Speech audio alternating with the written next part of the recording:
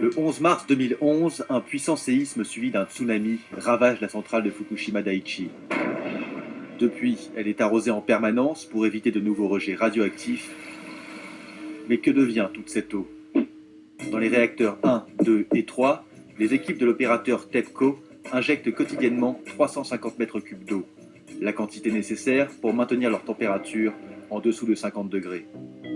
Le problème, c'est que les structures de la centrale sont fissurées.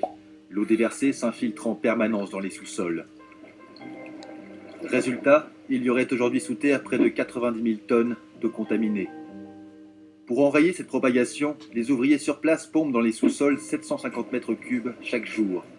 Une partie de cette eau est traitée, puis réintroduite dans le circuit de refroidissement. Reste 400 mètres cubes inutilisés, direction la zone de stockage.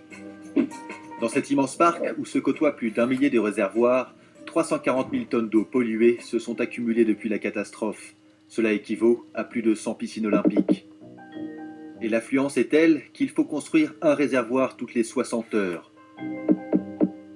L'ennui, c'est qu'à un tel rythme, les finitions laissent à désirer, et certains réservoirs, à leur tour, se mettent à fuir. Une menace directe pour les 3000 ouvriers présents sur le site. L'océan, lui aussi, est exposé. Tous les jours, 300 mètres cubes des eaux souterraines polluées s'écoulent dans la mer. L'équivalent d'une piscine tous les 10 jours.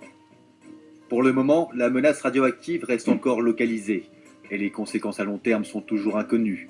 Mais si rien ne change dans le processus de refroidissement des réacteurs, la quantité d'eau à stocker et celle des eaux rejetées dans le Pacifique pourrait doubler d'ici la fin 2015.